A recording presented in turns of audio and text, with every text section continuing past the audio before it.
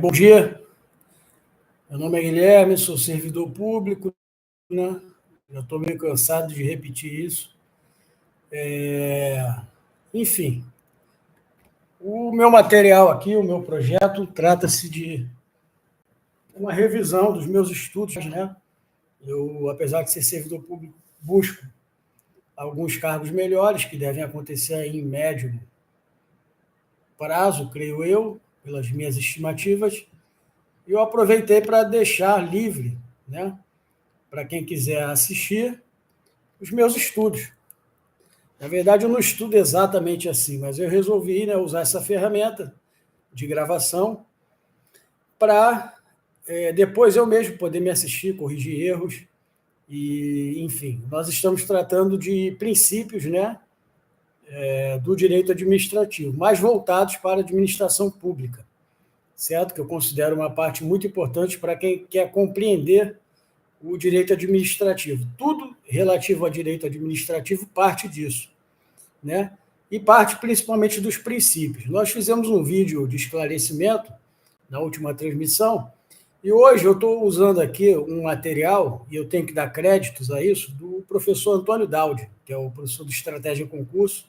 Não se trata de copiar o material dele, nem de plagiar, mas eu peguei partes aqui que eu achei interessante para grifar, para em um próximo vídeo, aí sim eu vou pegar a Constituição, no artigo 37, que começa a tratar disso, né?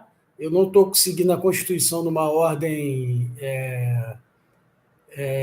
numérica dos artigos, né? Eu estou fazendo alguns saltos, porque eu prefiro priorizar certos assuntos. Eu não sei quando o concurso do MPRJ, né? Esse projeto trata disso, e um auxílio também para o MPU nas matérias, nas disciplinas que forem coincidentes, e nos tópicos também que forem coincidentes. Por isso que eu botei lá na descrição MPRJ, MPU. E então, eu estou usando aqui o material de um professor consagrado, que é um cara muito bom, né? E ele faz muitas citações, né? E ele próprio tem que dar crédito às citações que ele faz.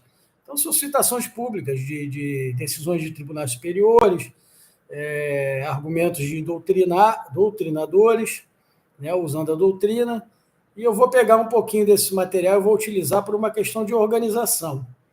Para quando eu for abordar ipsis literis a Constituição, que eu pretendo fazer isso, eu gosto de fazer isso, porque é uma leitura de lei seca, isso ajuda muito, e quem começa a estudar para concurso público vai percebendo cada vez mais que a leitura da lei seca é fundamental. Sendo assim, eu vou dar seguimento ao assunto princípios. Nesse vídeo, eu pretendo tratar apenas dos dois princípios iniciais que regem a administração pública, direta, indireta, fundacional, né, conforme consta lá no caput do artigo 37, e vou lançar a mão desse material, porque eu considero ele muito bom e recomendo. Você pode tanto comprar esse material isolado, e, de preferência, se você puder, compre o pacote, seja do Direção, do Estratégia. Eu já falei isso 1000 vezes, mas como nem todo mundo assiste todos os meus vídeos, aliás, a audiência ainda é muito pouca, é normal, o canal está começando, eu sempre faço essas recomendações. Tá? Não existe o curso ideal, na minha opinião.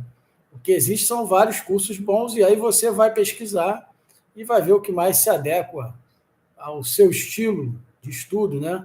A maneira como você gosta, você prefere mais videoaulas, né? Coisa que eu não recomendo muito, por exemplo, videoaula toma muito tempo, e o que eu estou gravando aqui não é uma videoaula, em primeiro lugar, porque eu não me vendo, não sou professor, muito menos de direito, eu sou um cara que estou estudando, já logrei a aprovação em alguns concursos públicos, pude até escolher, dentre os quais o que me foi mais conveniente, e nós vamos voltar a falar de normas. De cara, vou fazer um disclaimer, porque no último vídeo, em vários momentos, eu falei normas ao invés de regras. A questão é a seguinte: nós temos normas como um gênero, tá?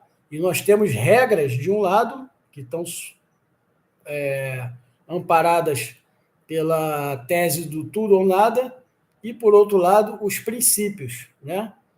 Então, outra espécie do gênero normas que estão sujeitos à regra do mais ou menos, porque deve existir ponderação em relação aos princípios, né? Lembrando que eu também já falei no último vídeo que atualmente, tá, pela doutrina e já pelas decisões de tribunais superiores, os princípios têm força cogente, ou seja, eles funcionam como se lei fossem, embora não tenham que passar pelo processo legislativo, como são baseados em decisões, na experiência, na praxis administrativa e jurídica, em termos gerais, eles acabam adquirindo uma força jurídica de lei, embora não o sejam. Tá? Então, eu tenho aqui algumas considerações importantes, certo? Tem uma lição aqui do Marcelo Alexandrino, tá? Ele tem um livro muito bom, eu comprei esse livro, infelizmente já tem um tempo que eu comprei, então ele já está meio desatualizado. Eu nem estou com ele aqui, eu tenho que voltar ao Rio de Janeiro para buscar minha literatura toda. Não é muito grande, relativa a concursos públicos, mas tem bastante coisa interessante que eu ainda posso usar nesse projeto. Tá? Veja bem, esse é um canal dividido em projetos. Eu faço gestão de projetos, que é uma coisa muito importante para quem vai fazer prova relativa à administração. No MPU vai cair a administração pública, provavelmente não esse assunto, mas vale aí essa ressalva, certo? Então, uma regra jurídica consoante Marcelo Alexandrino, em geral, é formada por um conjunto de hipótese e consequência da ocorrência daquela hipótese. Ou seja, existe uma hipótese prevista em lei, né, daquela regra jurídica, daquele dispositivo de lei, por exemplo, e ele está sujeito a uma consequência lógica caso aquela hipótese ocorra. Né? Então, temos lá no Código Penal crime de estupro. Temos lá a parte que caracteriza o que é um crime de estupro e a pena, certo? Se alguém incorrer, né, houver a ocorrência da hipótese de alguém praticar o crime de estupro, isso vale para qualquer crime, para qualquer dispositivo legal, aí sim a lei se impõe concretamente, né, para punir, né, processar primeiramente, investigar e processar, né, seguindo o devido processo legal, ela se impõe concretamente a consequência. Por exemplo, né, tem um exemplo aqui, que é dele mesmo, do Marcelo Alexandrino, ao completar determinada idade, isso é uma hipótese, o servidor público será compulsoriamente aposentado, é uma consequência. Se esse fato acontece no mundo real, que hoje são 75 anos, ou seja, o servidor público completou 75 anos, ocorreu a hipótese prática, né, fática, aconteceu. Então, a lei se impõe àquela hipótese. Ele passa a ter que cumprir o que está prescrito na lei, que é ser aposentado compulsoriamente. Ele não pode ficar prestando serviço à administração pública, por exemplo, ao judiciário, ao legislativo, qualquer dos poderes, após completar 75 anos. Ele fez 76 e acabou. Ele é obrigado, por lei, certo, a ser compulsoriamente aposentado. Outra lição aqui do ministro Luiz Roberto Barroso, né, do STF, relativa a princípios, ou melhor, a regras, ele afirma, né, as regras são normalmente relatos objetivos, descritivos de determinadas condutas e aplicáveis a um conjunto delimitado de situações, certo? E eu acho que isso se explica por si só. Ocorrendo a hipótese prevista no relato, no que está descrito lá no dispositivo, a regra deve incidir, é o tudo ou nada. Aconteceu tudo. Vai ter que ser aplicada, o dispositivo legal vai ter que ser posto em prática, né? A regra deve incidir pelo mecanismo tradicional da subsunção, certo? Ou subsunção, né? Que ao ocorrer o fato, esse fato está submetido à lei. Então, se ele se enquadrou nos fatos na previsão abstrata, que era a previsão inicial da lei, ele produz-se ele conclui-se, e aí passa a estar sujeito ao devido processo legal e às consequências jurídicas daquele ato que estava descrito em lei, certo? Por outro lado, né, segundo o próprio Barroso, o princípio, né, é uma norma jurídica que apresenta alto grau de indeterminação e generalidade. É difícil definir o princípio e delimitar o princípio. Seu conteúdo é muito mais amplo e menos definido do que o da regra. Daí a grande diferença entre esses dois gêneros de normas, né? Essas duas espécies do gênero norma, princípios e regras, certo? Também na visão do ministro Luiz Roberto Barroso, os princípios contêm relatos com maior grau de abstração, não especificam a conduta a ser seguida e se aplicam a um conjunto amplo, por vezes indeterminado de situações, ou seja, o princípio da legalidade ele vai abranger um leque tão grande de possibilidades onde ele será aplicado, que é impossível prever, é impossível prescrever, diferente das regras, que são normas prescritivas, né? Que detalham o direito e submetem o cidadão ou o administrador, ou seja lá quem for, a empresa, às suas regras, né? Então, a aplicação dos princípios ela deve ocorrer mediante ponderação, né? O intérprete, né? O operador, né? Um desembargador, um juiz ou alguma autoridade, ele vai ter que aferir o peso de cada princípio para desempenhar, na hipótese, mediante concessões recíprocas. Ou seja, você tem lá um choque entre o princípio da legalidade e o princípio da moralidade. Por exemplo, não é ilegal que se eu me elejo prefeito, que eu nomeie o meu filho, um irmão meu, para ser meu secretário em qualquer pasta. A lei não proíbe isso, ao contrário, a lei até permite.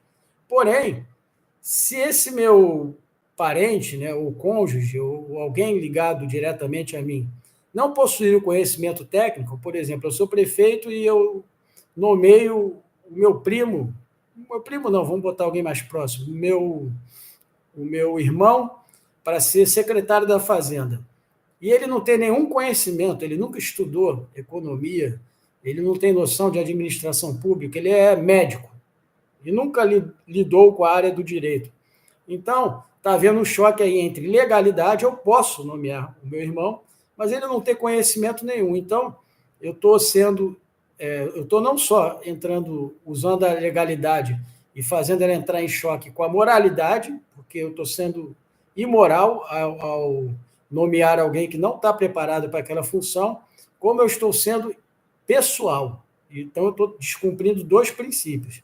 E aí, baseado nesse contexto, o que vai acontecer é o quê? As autoridades, quando forem provocadas, provavelmente vão me forçar a exonerar essa pessoa, esse ligado a mim, esse parente, porque, apesar dele poder, por lei, por legalidade, ele cumprir os requisitos, no caso do princípio da moralidade e do princípio da impessoalidade, ele não está de acordo. O ato de nomeação da minha parte não está de acordo. Então, houve choque entre princípios e houve uma ponderação.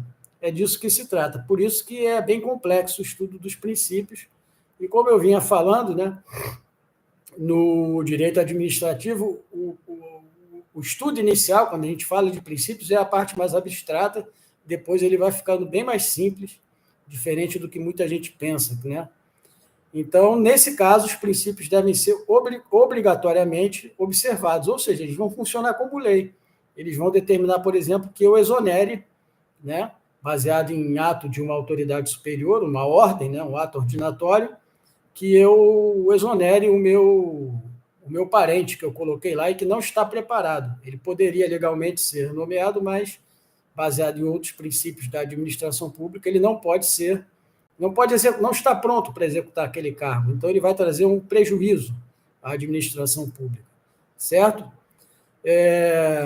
Seguindo, né, a gente já falou que os princípios são cogentes, né, ou seja, eles coagem o administrador público a cumpri-los, a segui-los, né, à risca, fazendo as devidas ponderações. Nós temos, por exemplo, um exemplo muito importante e que vai cair na prova do MP RJ e vai cair na prova do MPU, vou até grifar aqui, trata-se da Lei de Improbidade Administrativa, né? A Lei 8429, que é essa lei a que me refiro, né? Ela trata da violação dolosa a princípios da administração pública e constitui ato de improbidade administrativa. Então, quando você for estudar a LIA, Lei de Improbidade Administrativa, você vai ver que um dos dispositivos que configuram improbidade administrativa é justamente o descumprimento dos princípios da administração pública. Daí você vê a importância dos princípios. Eu vou ler aqui rapidamente o dispositivo, tá? Que está lá no artigo 11. Constitui ato de improbidade administrativa que atenta contra os princípios da administração pública a ação ou omissão dolosa, ou seja, o cara fez por intenção, que viole os deveres de honestidade, de imparcialidade, de legalidade, caracterizada por uma das seguintes condutas. Aí segue lá uma lista que nós só vamos ver quando estudarmos a Lei 8429 propriamente dita. Então, veja que tudo que eu falei antes está resumido no artigo 11 da Lei 8429, certo? Outra coisa importante para se falar dos princípios, né? Eu estou pegando aqui do material e fazendo a minha interpretação, nenhum dos princípios deve ser visto como um valor absoluto, né? Nesta ponderação, na ponderação entre princípios, não há hierarquia material entre os princípios. Ou seja, o princípio da legalidade não é superior hierarquicamente ao princípio da eficiência, né? Estou tentando me ater aos princípios do artigo 37, lá, da administração pública, né? Os valores informados para cada princípio, a priori, são igualmente importantes, devendo ser ponderados à luz do caso concreto, certo? Então, de repente, pode haver um choque entre o princípio da eficiência e o princípio da legalidade. Por exemplo, um agente está incumbido de uma determinada função na administração pública e ele cumpriu todos os requisitos legais, não cometeu nenhuma ilegalidade. Porém, ele não foi eficiente ao praticar aquelas funções que lhe foram atribuídas. Então, há um choque, por exemplo, entre legalidade e eficiência. Como ele não foi eficiente, como ele não zelou pela relação custo-benefício, ele gastou tempo e pessoal, material humano demais para cumprir uma determinada tarefa, e embora ele tenha cumprido todos os requisitos legais, ele não foi eficiente. Então, ele está sujeito a uma advertência ou a uma sanção até mais grave, porque essa ineficiência pode ter causado prejuízos sérios, como prejuízo ao erário, né, da administração pública pelo excesso de gastos de que ele lançou mão para atingir um determinado objetivo, certo? Então, percebam que as situações, né, a ponderação resultou em uma valoração do princípio, por exemplo, da eficiência em detrimento do princípio da legalidade. E moralidade, ele pode ter sido moralmente correto, pode ter sido impessoal, mas ele feriu um outro princípio. Nesse caso concreto, esse princípio da eficiência passou a ter, na ponderação, maior valor, né? Sendo que ponderar é isso, é valorar as coisas, né? E, enfim. Então, nós temos aqui no texto, não há hierarquia ou prevalência absoluta de um princípio sobre outro, já falamos disso. E nós temos aqui também uma classificação que é muito importante, não uma classificação, mas uma explanação, que trata, né, uma determinação de que nós temos princípios expressos, como o LIMP, legalidade, pessoalidade, moralidade, publicidade, eficiência, e temos uma série de princípios que não estão expressos nem constitucionalmente, muitas vezes nem em leis esparsas do direito administrativo. Alguns não estão na Constituição, mas estão nessas leis. Outros sequer estão em lei alguma, mas eles passam a ganhar relevância e serem considerados, mesmo não estando expressos. Um exemplo clássico é o princípio da segurança jurídica. Ele está em diversas leis do direito administrativo, porém, na Constituição ele não está expresso, ele está implícito, né? A lei não prejudicará o ato jurídico perfeito, né? A coisa julgada, e me esqueci agora o terceiro elemento. Enfim, eu não estou com a lei aqui em mãos, mas é importante que você leia isso, né? o ato julgado, o direito adquirido e a coisa julgada. Enfim, come bola mais uma vez aí, mas como eu estou estudando também, vocês vão me perdoar. E, então, temos aqui também vários princípios da Constituição Federal foram posteriormente explicitados nos diplomas infralegais, como é o caso do princípio da segurança jurídica, que eu acabei de falar, né? Então, na verdade, a lei não prejudicará o ato jurídico perfeito, o direito adquirido e a coisa julgada. Lembrei, é isso, certo? Ele não está, ele está na Constituição dessa maneira. Porém, na Constituição não tem lá princípio da segurança jurídica, mas os doutrinadores, né, os operadores do direito, os membros de tribunais, foram percebendo, né, que aquilo se tratava de um princípio, que tinha força cogente de princípio que deveria ser seguido como norma, como se norma fosse, como se regra fosse, melhor, né? A norma é o gênero. Foi esse equívoco que eu cometi no último vídeo. E aí a gente passa a tratar dos princípios expressos. Falamos dele no último vídeo, mas vamos aprofundar um pouco mais, né? O artigo 37 da Constituição, que cuida da administração pública, ele diz o seguinte: a administração pública direta e indireta de qualquer dos poderes da União, dos estados, do Distrito Federal e dos municípios, que são os entes federativos, obedecerá aos princípios da legalidade, da impessoalidade, da moralidade, da publicidade e da eficiência, o famoso mnemônico LIMP, né? E a administração direta e indireta, eu vou falar mais sobre isso quando eu pegar a Constituição, a lei seca, né? Ou uma aula específica sobre direito administrativo. Mas, basicamente, a administração direta se resume, se pegar em nível federal, a Presidência da República, que é o órgão principal, falando de executivo, né?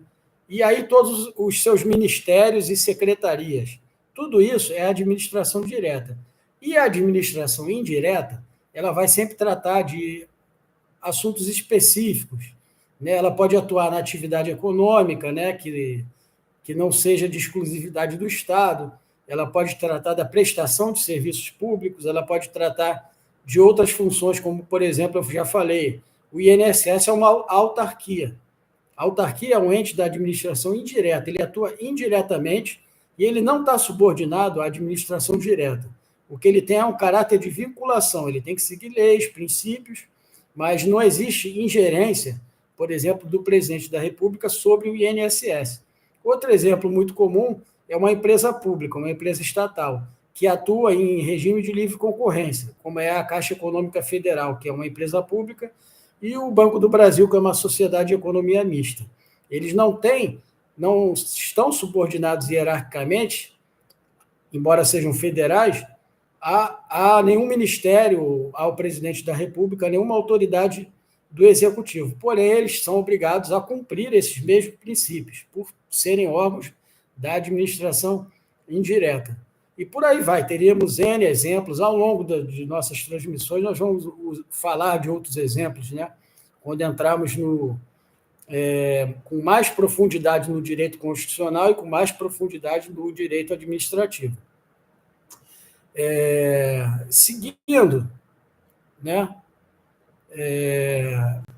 A gente ressalta aqui, né, que a partir do artigo 37, notem como é grande o campo de incidência dos princípios, pois eles devem ser observados pela administração direta e indireta, das quais eu acabei de falar, todos os poderes, executivo, legislativo e judiciário, incluindo o Ministério Público, não está na lei, mas inclui Ministério Público, Defensoria Pública,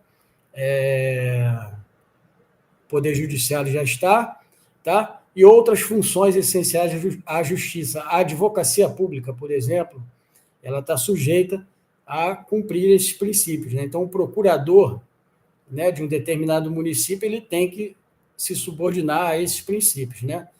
E todas as esferas de governo, que são federal, estadual, municipal e distrital. Com isso, a gente já vai entendendo como funciona a máquina pública, certo? Isso foi uma introdução geral, e eu vou interromper aqui para, em seguida, tentar abordar pelo menos 3 dos 5 princípios de que trata o artigo 37. E aí a coisa vai começando a ficar cada vez mais clara, tá? Então eu vou encerrar esse vídeo por aqui, tá em cerca de 25 minutos. Vou lançar e vou, na sequência, fazer outro. Bom dia a todos.